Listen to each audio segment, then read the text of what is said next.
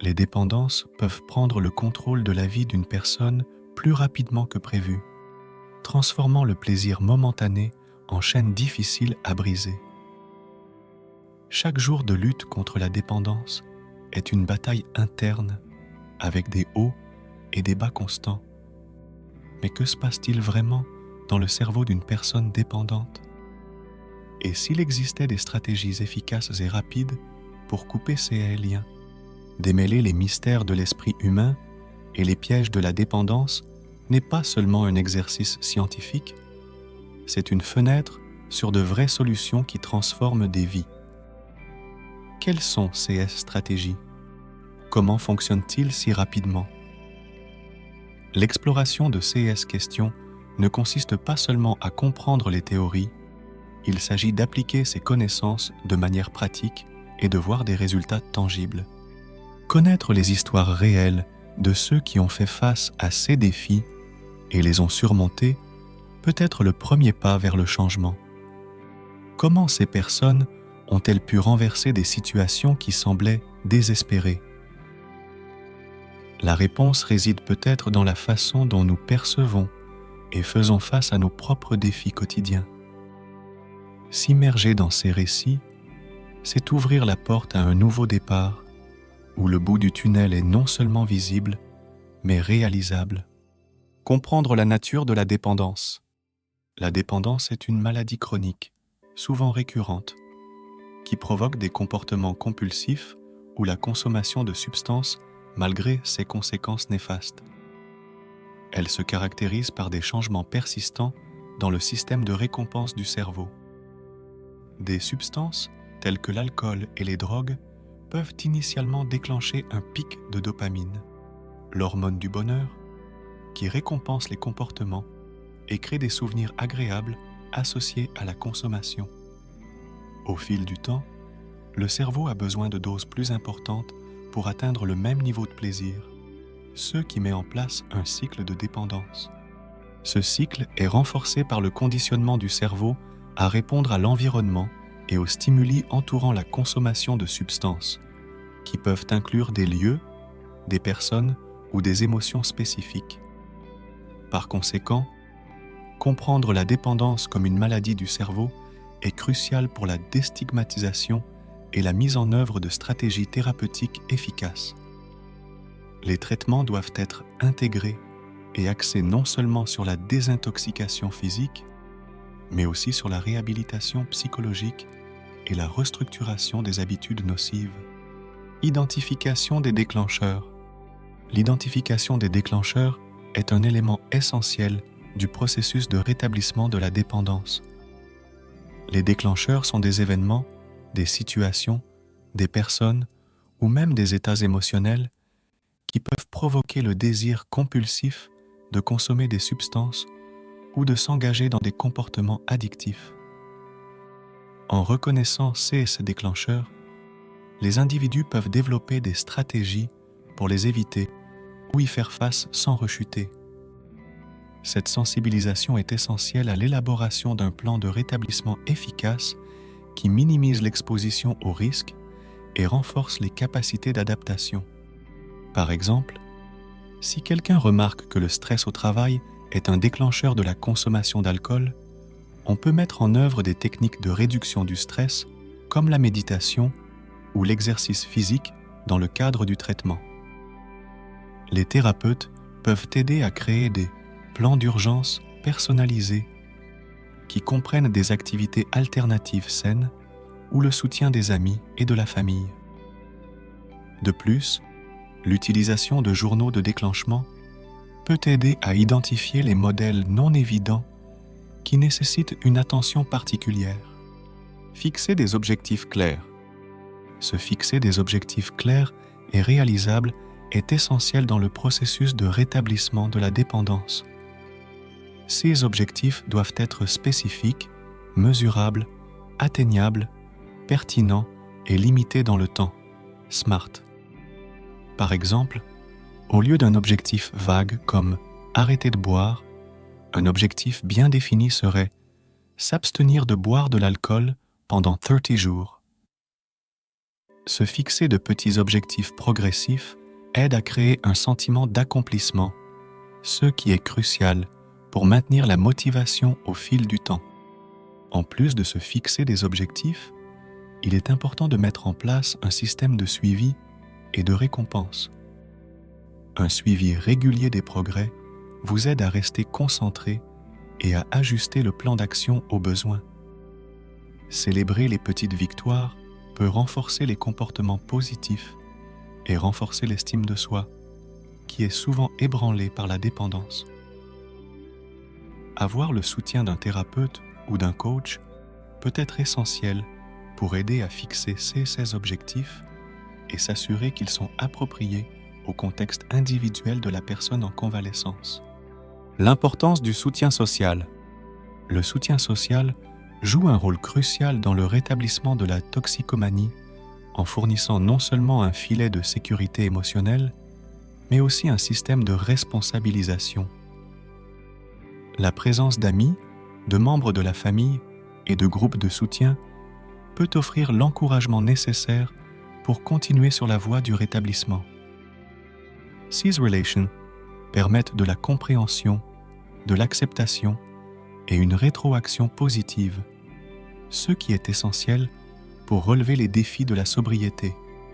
Les groupes de soutien spécialisés dans les dépendances, tels que les alcooliques anonymes, AA, ou les narcotiques anonymes, NA, offrent un environnement où les personnes peuvent partager leurs expériences et leurs stratégies d'adaptation dans un espace sûr et anonyme. De plus, la participation à des thérapies familiales peut aider à réparer les relations qui ont été endommagées par la dépendance, à rétablir la confiance et à favoriser un environnement familial plus sain et propice au rétablissement. Techniques de pleine conscience et de méditation. La pleine conscience et la méditation sont des techniques puissantes pour gérer l'anxiété et les impulsions, deux défis courants chez les personnes confrontées à des dépendances. La pratique régulière de la pleine conscience aide à développer une plus grande conscience des pensées et des sentiments sans jugement immédiat, permettant à l'individu de reconnaître et d'accepter ses expériences intérieures d'une manière plus saine. Cela peut réduire le besoin de recourir à des substances ou à des comportements comme mécanisme d'adaptation. La méditation peut être particulièrement efficace pour renforcer la capacité de concentration et de rester dans le présent, réduire le stress et favoriser un état de calme mental. Des études montrent que la méditation peut même altérer certaines zones du cerveau associées au contrôle des impulsions et à la conscience de soi, des outils essentiels pour les personnes aux prises avec une dépendance. Des programmes tels que la réduction du stress basés sur la pleine conscience, MBSR, peuvent être intégrés au traitement de la toxicomanie pour améliorer les résultats à long terme. Thérapie comportementale. Les thérapies comportementales, en particulier la thérapie cognitivo-comportementale, TCC, jouent un rôle déterminant dans le traitement des dépendances. La TCC aide à modifier les schémas de pensée négatifs et les comportements autodestructeurs en enseignant des techniques d'adaptation plus efficaces. Par exemple, on apprend aux patients à identifier les pensées automatiques qui peuvent conduire à la consommation de substances et à les remplacer par des pensées plus saines et plus réalistes. Cette approche peut être très efficace pour réduire la fréquence et l'intensité des comportements addictifs, augmentant ainsi la résilience globale de l'individu. En plus de la TCC, d'autres formes de thérapie comportementale, telles que la thérapie d'acceptation et d'engagement, ACT, et la thérapie motivationnelle, jouent également un rôle crucial. L'ACT se concentre sur l'acceptation des sentiments et des pensées difficiles plutôt que sur leur combat, tandis que la thérapie motivationnelle aide à augmenter la motivation interne de l'individu à changer. Ensemble, ces thérapies offrent un ensemble robuste d'outils qui peuvent être adaptés pour répondre aux besoins spécifiques du patient, facilitant ainsi un processus de rétablissement plus durable et moins susceptible de rechute. Changement de mode de vie. Le rétablissement d'une dépendance nécessite souvent des changements importants dans le mode de vie, ce qui peut inclure l'adoption d'une routine quotidienne structurée, l'exercice régulier et une alimentation équilibrée. L'établissement d'une routine aide à réduire l'incertitude et le stress qui peuvent déclencher des rechutes, tandis que l'exercice libère des neurotransmetteurs comme les endorphines, qui améliorent l'humeur et réduisent le besoin de substances psychoactives. Une alimentation saine joue également un rôle crucial en fournissant à l'organisme les nutriments dont il a besoin pour réparer les dommages causés par la dépendance et renforcer le système immunitaire. En plus des pratiques physiques, les changements de mode de vie peuvent également inclure la recherche de nouvelles activités récréatives et sociales qui ne sont pas associées à la consommation de substances. Rejoindre des clubs, acquérir de nouvelles compétences ou de nouveaux passe-temps, et s'impliquer dans des communautés de soutien peuvent offrir de nouvelles sources de satisfaction et d'épanouissement. Non seulement ces activités comblent le temps auparavant consacré à la dépendance, mais elles aident également à construire une nouvelle identité et un nouveau sens du but qui sont essentiels au maintien de la sobriété à long terme. Explorer les options de traitement rapide. Pour ceux qui cherchent à surmonter rapidement leur dépendance, il existe des options de traitement intensif qui peuvent offrir des résultats en peu de temps. Les programmes de désintoxication médicale, par exemple, offrent un environnement contrôlé et sûr où les individus peuvent se débarrasser des substances nocives sous surveillance médicale. Ces programmes sont souvent la première étape d'un plan de traitement plus large et sont cruciaux pour traiter la dépendance physique avant d'aborder les aspects psychologiques de la dépendance. En plus de la désintoxication, les interventions intensives peuvent inclure des thérapies résidentielles ou hospitalières, où les patients restent dans un établissement pendant une période qui varie généralement de 30 à 90 jours. Pendant ce temps, ils participent à une variété de thérapies de groupe et individuelles conçues pour aborder en profondeur les aspects psychologiques de la dépendance. 6 programmes intensifs sont particulièrement bénéfiques pour les personnes ayant de longs antécédents de consommation de substances ou celles qui ont eu du mal à maintenir leur sobriété dans des environnements moins restrictifs. Prévention des rechutes. La prévention des rechutes est un élément crucial du parcours de rétablissement de la dépendance, nécessitant une approche multidimensionnelle qui comprend la compréhension des processus psychologiques qui mènent à l'envie et à la consommation. Les stratégies efficaces de prévention des rechutes reposent sur l'identification précoce des signes avant-coureurs et la mise en œuvre des techniques apprises pendant le traitement.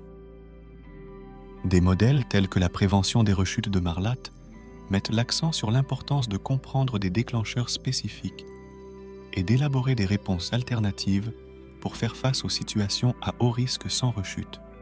En plus des stratégies individuelles, le soutien continu des professionnels de la santé mentale et des groupes de soutien est essentiel. Des programmes de suivi et des vérifications régulières peuvent aider les personnes rétablies à se responsabiliser et à participer à leur progrès. Les techniques de pleine conscience et de conscience de soi sont continuellement appliquées pour gérer le stress et réguler les émotions, des aspects qui peuvent être des déclencheurs potentiels d'une rechute. Le maintien de la santé physique, par l'exercice et la nutrition, joue également un rôle important, fortifiant le corps et l'esprit contre les défis de la récupération. Conscience de soi et maîtrise de soi. Le développement de la conscience de soi est essentiel dans le traitement de la toxicomanie, car il permet aux individus de reconnaître les schémas de pensée et de comportement qui conduisent à la consommation de substances ou à des comportements compulsifs. L'augmentation de la conscience de soi peut être obtenue grâce à des techniques telles que la thérapie par journalisation, où les patients enregistrent leurs pensées et leurs sentiments concernant la consommation de substances, identifiant ainsi leurs croyances et leurs émotions sous-jacentes. Cette pratique aide à identifier les zones problématiques qui nécessitent une attention et un traitement spécifique. La maîtrise de soi, une compétence étroitement liée à la conscience de soi, implique la capacité de réguler activement les réponses et les comportements face aux désirs ou aux impulsions. Les techniques de report, où l'individu apprend à reporter la satisfaction des désirs d'usage pendant des périodes de plus en plus longues, peuvent être très efficaces. De plus, la formation aux techniques d'adaptation, telles que les techniques de respiration et de relaxation, offre des outils pratiques pour gérer le stress et réduire la probabilité de rechute pendant les périodes de haute pression ou d'anxiété. S'adapter à de nouveaux passe-temps et intérêts. L'intégration de nouveaux passe-temps et intérêts est essentielle pour les personnes en rétablissement de la toxicomanie, car elle offre des alternatives saines qui comblent le temps précédemment consacré aux comportements addictifs. Des activités telles que l'art, la musique, l'écriture ou le sport occupent non seulement le temps de manière constructive, mais améliorent également le bien-être mental, réduisent le stress et renforcent l'estime de soi. Ces activités aident à reconstruire l'identité personnelle en dehors du contexte de la dépendance, renforçant le sentiment d'utilité et la détermination à maintenir la sobriété, en plus d'offrir un exutoire à l'expression créative et au soulagement émotionnel. De nouveaux passe-temps peuvent faciliter l'établissement de liens sociaux avec des personnes qui ont des intérêts similaires, mais qui sont en dehors des anciens cercles, souvent associés à la consommation de substances. L'adhésion à des clubs ou à des groupes communautaires peut accroître le soutien social et fournir un environnement motivant pour le développement personnel. Cet engagement auprès de la communauté enrichit non seulement la vie de l'individu, mais renforce également le réseau de soutien essentiel à la prévention des rechutes. Impact de la dépendance sur la santé physique. La dépendance peut avoir des conséquences dévastatrices sur la santé physique, affectant presque tous les organes du corps. La consommation chronique de substances, telles que l'alcool et les drogues, peut entraîner des maladies cardiaques, des hépatites, des problèmes pulmonaires et une foule d'autres conditions médicales. Il est essentiel de comprendre ces effets pour motiver les individus à chercher à se rétablir et pour les informer de l'importance de la santé physique dans l'amélioration du bien-être général. De plus, le rétablissement de la dépendance révèle souvent des problèmes de santé auparavant masqués ou négligés qui nécessitent des soins médicaux immédiats. Pendant et après le processus de désintoxication, il est essentiel de surveiller et de gérer la santé physique. Cela comprend des examens réguliers, une alimentation nutritive et la réhabilitation de tout dommage organique causé par la consommation de substances à long terme. Les programmes de rétablissement devraient donc intégrer des plans de santé personnalisés qui traitent à la fois du rétablissement mental et de la restauration physique. L'activation du corps par l'exercice régulier est également recommandée, car elle favorise la réparation et le renforcement du corps, augmentant l'endurance physique et la capacité à faire face au stress. L'importance de la résilience psychologique.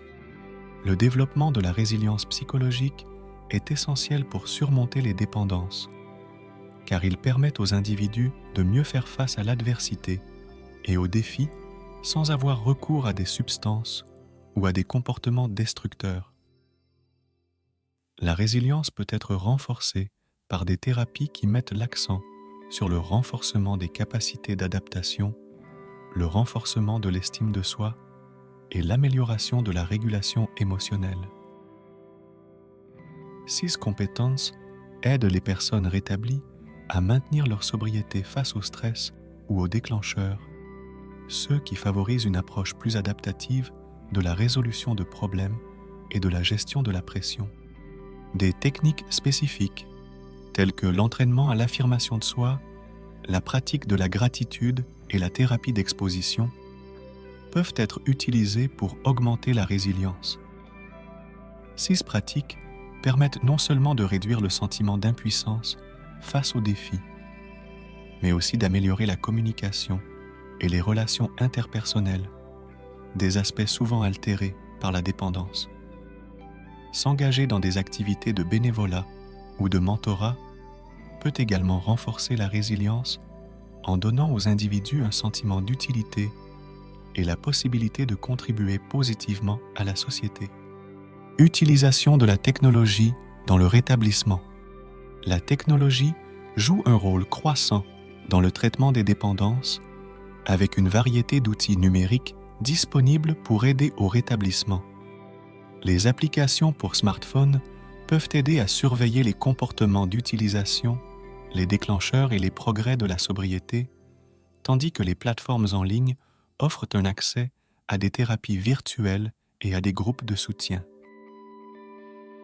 These Technologies permettent une approche personnalisée et accessible du rétablissement, disponible 24 heures sur 24, ce qui est particulièrement utile pour ceux qui n'ont pas facilement accès à des ressources en personne.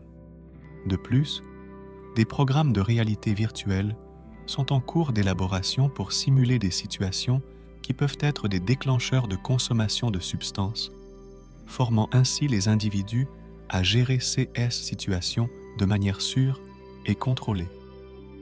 Des appareils portables qui surveillent les signes vitaux et les schémas de stress sont également testés, offrant des données en temps réel qui peuvent alerter les utilisateurs et leurs thérapeutes des rechutes potentielles.